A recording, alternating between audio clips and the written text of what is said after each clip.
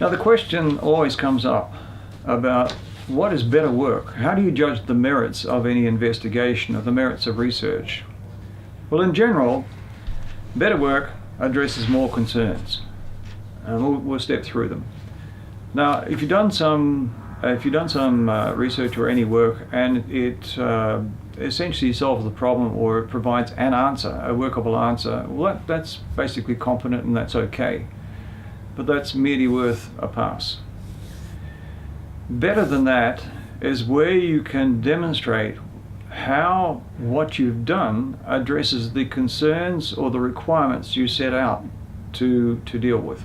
All right. So everything you do, whether it's solving a problem or conducting a research method or something of that nature, you start out with some requirements. That here is what this particular piece is supposed to achieve. And if you can demonstrate how what you've done meets those requirements, then that's better than simply doing something and saying, well, yes, that's the answer. So that's the second stage of it all.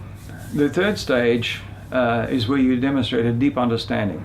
So not only have you produced an answer and you can demonstrate how it meets the requirements, but you can also say how and why any other answer or any alternative answer wouldn't be as good as this answer.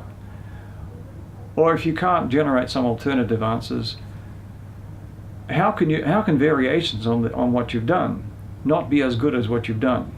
Now this is usually addresses the problem where you're reporting at the end and somebody says, oh yes, but you set out to solve this problem and you haven't. Well, if you can demonstrate that you have, you can address that concern.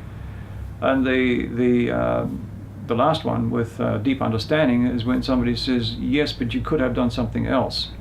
Well, if you've already anticipated that and thought about that and said, well, if I did something else, it would have these effects, and that would not be as good as the response I produced at all.